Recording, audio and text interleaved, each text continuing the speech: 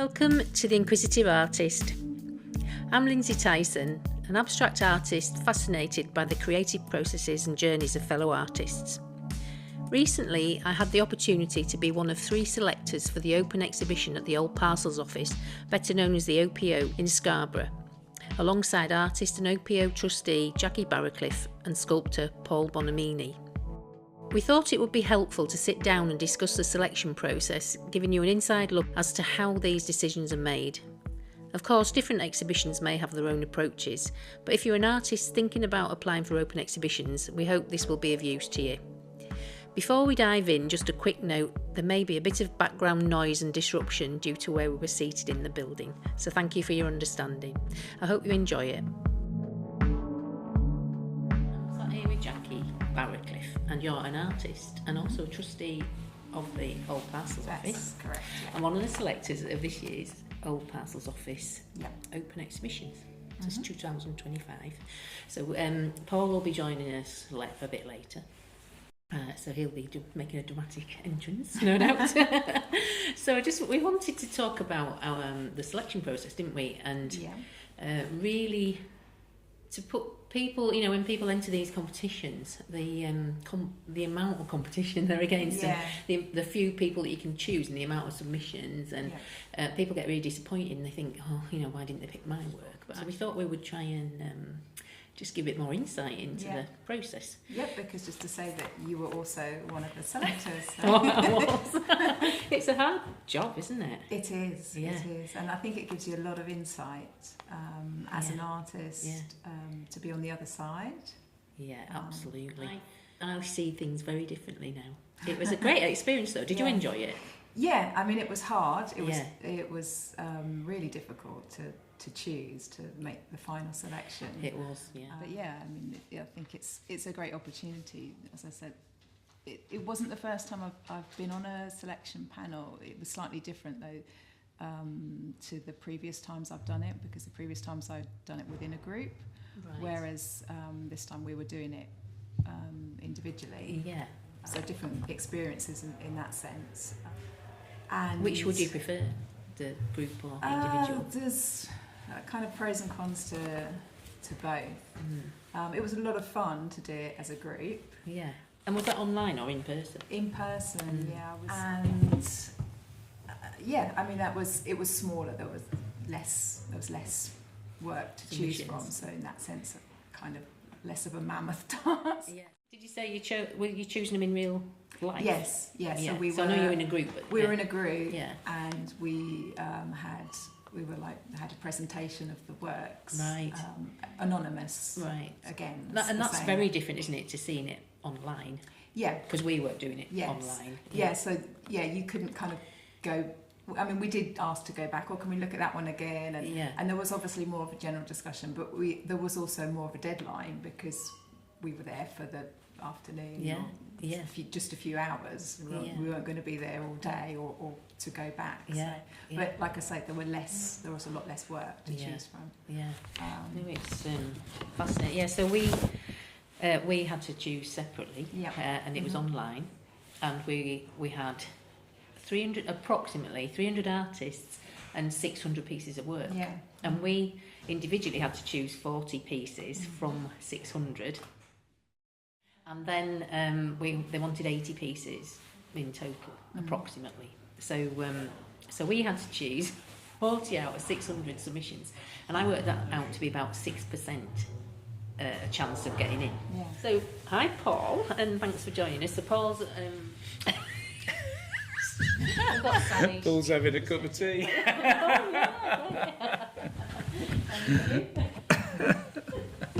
Yeah, I don't blame you. Cheers, there thanks. You go. So, Paul Bonamini is the third selector, and you've just come up from London. Yep. You're the president of the London Group. You're a sculptor. I'm hoping that we're going to do 2 little separate podcasts on each of you as artists, cool. And then we can find out a bit more about it then. So you'll have to come back.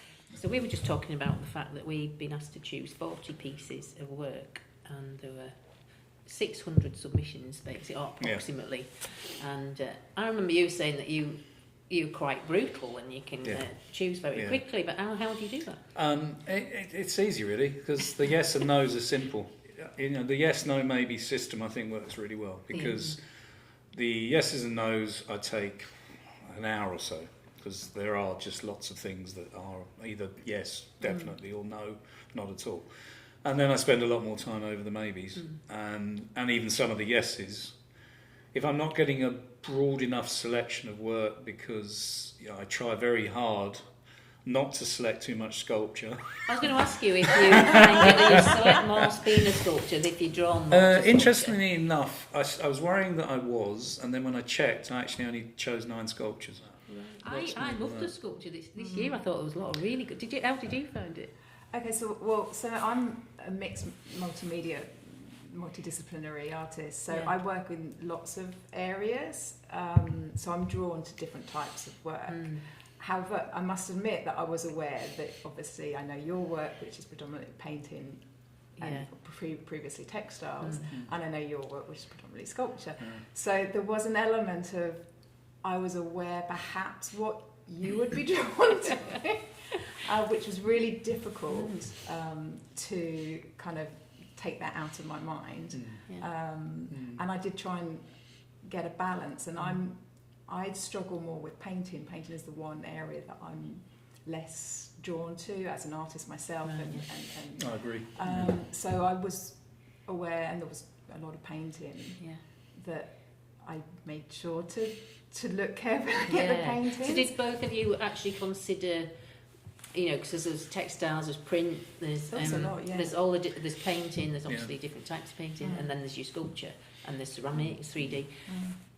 Were you trying to get a cross section of all the different mediums? Yeah, not deliberately. I mean, my first criteria is quality. Yeah, I think that's. And if the quality, that's how I do the yes/no thing. So it's got to be a decent quality, otherwise it's not. And do the photos make a difference? Yes, the photos are really important. And I would say to anybody entering these shows, if you put in low-res JPEGs, or they're not framed nicely, or they're just on complicated backgrounds and you can't see the work, then in my book you're immediately out. So I need to see the work clearly. Is that the same for you? Yeah. Also because it's a question of presentation, isn't it? Yeah. So that if you're, unfortunately, we're only going on that image. So if that image is not presented well, then it makes me doubt how well the actual work will be presented. But it is really important, because we're only going on what we can see. Exactly. I mean, there is in all the things I enter, for instance, there's quite a lot of information saying to you a good quality 5 megapixel image or whatever the site asks you for, and it gives you lots of advice on plain backgrounds. Don't enhance the work. That's another no for me. If somebody's enhanced the work with Photoshop, I can tell immediately, and it's not going in. So I wouldn't say it's a difficult process. It's an interesting process, and the bit I enjoy actually most is then the difficult ones and the sort of in-betweeners. And as you say, paintings, I'm not a massive painting fan, especially not figurative work. But I really give those a lot of thought. So. Yeah, again, but with the paintings, because although I am an abstract artist, I appreciate figurative work, representative work, but I am drawn to abstract, and I'm drawn to neutral colour. Because Sally, who was the chair of the OPO and the overseer, she said there wasn't enough colour. And so I now was thinking, maybe I didn't, choose the bright, because I am drawn to neutral colours. Yeah. And we've got a very big space here, haven't we? And it's got these sort of yellowy, I don't know what colour you'd describe the walls. Well, it's the yellow neutral, brick. Yellow brick. Yeah. So things can get lost in them a little bit. And I found, obviously, so I know you're the used space, to this space. I know the space very because Jackie, well. you have a studio. Did I say that earlier? You have a studio I have my studio here, which is just Yeah. the door closed because it's absolute chaos in there. And I'm a trustee, and so that means I've been involved in a lot of the exhibitions. We've also had our own studio holders exhibitions, which I've co-created with other studio artists.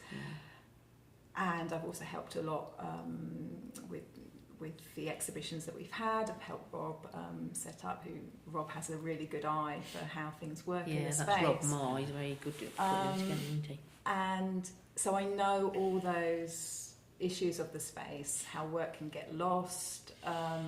It's a really amazing space, but it's really difficult to show work in because of the space having such a character in itself. Yeah. So it's almost not larger than life sort of work. Yeah, and it's not, you know, it's not a white wall space. There's one section of the wall that is white. So certain works just I didn't select because I knew that they would just not work in the space. Did you think about the space when you? Oh, absolutely, yeah. I mean, I obviously don't know it as well as Jackie, but I've been up here quite a few times now, so been in shows and selected. So yeah, I mean, I actually fairly quickly negated anything under a metre by a metre, right? Okay. Because it just wasn't going to work. I think I might have snuck in a couple of small ones just because they were really strong. But pretty much everything I see that I chose out there is big, or as big as it could be. Yeah. Actually, I would have liked to have seen some bigger pieces still, because it's a good size space. You don't put big pieces in because you think, well, I won't get selected because they don't have enough space, don't you? So actually, but there's no size restriction on this show. No, so that's you know, true. if that was me, I'd have put it. Usually go for small Usually bits, it's the opposite, isn't it? Yes, Usually that's right. There's a footnote of open calls. It's like, well, we try and fit in as much work as possible, but obviously smaller pieces are more likely to get in a kind of slightly so we're total opposite here. I think with smaller sculptures it's slightly different because you view those from 360, so they appear bigger, and actually a small sculpture set in the right space fills more of the space than a small work of art hung on a wall. But there weren't many pieces we all agreed on there. No, there weren't anything. It was like, well, you didn't have to have 3 people agree on a piece to necessarily get in. No, I think no, exactly. Because I always thought with judging that you're selecting. Judging's a horrible word, isn't it? Selecting. That you had to have all the judges' agreement to get through almost, but that wasn't the case, was it here? Not here, no. So if it was in my 40 and I had a tick and we had enough space for it, then that might go through without you having to agree. When we select the London group open, I've only been involved in one, but we've got one coming up again later this year. What we do is anything that gets 9 votes is in. How many selected do you have? 9. 17. Oh wow. 17. 18 actually, about 18. So anything, and we have, last year we had 2,000 pieces to go through. So we do an online bit, and anything that gets 9 votes is in to the next selection. Then we do another one online, and we whittle it down. We get it down to 350, and then we sit in a room, and then we whittle it down to 80. Wow. I was thinking it would have been quite a good idea to go through it separately and then discuss, because you had to adapt to the space. You had that you might not have enough work, you might have too much work still, or some things were, or some couldn't be hung. Because one of the problems was that some of the pieces that might have been selected weren't there was a ceramic piece that wasn't going to hang very well. So that's, but it got swapped for something else. Yeah, so that's the consideration. And the other thing is that people could put up to 3 submissions. And like you might pick one and I might pick a different one. Yeah. So then there's that as well, isn't there? So which is quite an interesting. Well, it sounds like Rob and Sally kind of. Yeah, and I think Jackie was involved in that Jack as well, as weren't well. you, a little bit? You did some extra. Curatorial work afterwards, which is fine. I mean, I kind of agree, as with the London group, that I think there should probably be a get-together bit at the end to just narrow it down and change things a bit if necessary. Because it's not as simple as just choosing. It's not. It's not. And when the London group, we have some pretty big discussions about some of the work. You know, because sometimes you've got 9 and 9 both going, we don't agree. So. And then this year, as president, I get to say, we'll have that one. A nice position to be in. And as we as in OPO, get more well known, and if the shows are really get recognised for being interesting and worth coming to see, that's going to get harder, isn't it? Well, I mean, I think what's this, the 4th open? Yeah. I mean, I've seen the quality of work go up by a long way in the last couple of years. There's a lot more people that are entering that are more established. Yeah. I mean, in many respects, I would rather I didn't know some of the works. Yeah, I should actually say that we picked them anonymously, didn't we? Yeah, As much as we could, but Yeah. obviously do recognise, and we'll all know different people. No, Yeah, I mean, absolutely. But I think we've all tried to create a balanced selection. I thought the textile and ceramics were very strong. Yeah, And there was actually, I chose a lot of textile. Yeah, I think textiles are coming. I think I may becoming have more chosen acceptable, isn't it? textiles and sculpture, actually, Really? Yeah. if I remember Oh, right. rightly. Yeah. I think the thing is also, so as insight in terms of like applying to open calls, obviously you don't know whose work you're going to be up against, and Yeah. this year there was a lot of textile work. Yeah. So I found that, well, you know, there were pieces that perhaps I would have chosen that didn't get in because I'd already chosen another textile Yeah. piece, and I was trying to find It that. was And that's just, you know, that can't obviously be controlled, and Yeah. when you apply to these things, you don't know, and your piece might stand out because, you know, it's a textile piece and there isn't a lot Yeah. of other textile pieces that it's competing with, so it's got that edge. Did you find but- anything else overright? You know, because obviously there were quite a lot of textiles. Were there any other things that you Yeah, there found? was a lot of good photography. Yeah. Excellent Yeah. photography. Yeah. I found that the last sort of 3 or 4 places Yeah. Yeah, that took. fluctuated a It did, lot. didn't it? I went Yeah. backwards and forwards. Yeah. on some of them. Yeah. And pieces that I'd originally, you know, been fairly sure that I Yeah. wasn't going to Yeah. pay, they kind of came back on that list. Yeah. And Yeah. it was Yeah. I mean, how do you find that, you know, Scarborough's a bit out on a limb, so obviously if we're trying to... Scarborough's the centre of the universe. What are you talking about? But it's like... Does it? Yes, it really is. I'm an Well, honorary Star Maiden. yeah. Well, definitely the art scene's growing, isn't it? I just wondered how that... Because we are seeing people from all over applying, aren't we, now? So, you know, it's putting us on the map a little. I wondered how you felt about that, or if you got any... I think it's great. Opinions about that. I it is think really... I think it will only get better. Yeah.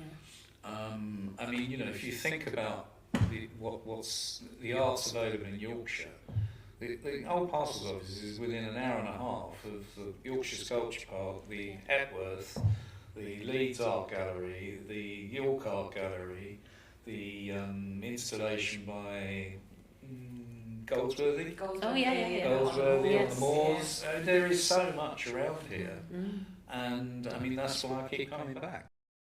That's all my list of questions. I've got what made certain works stand out to you, drew your attention.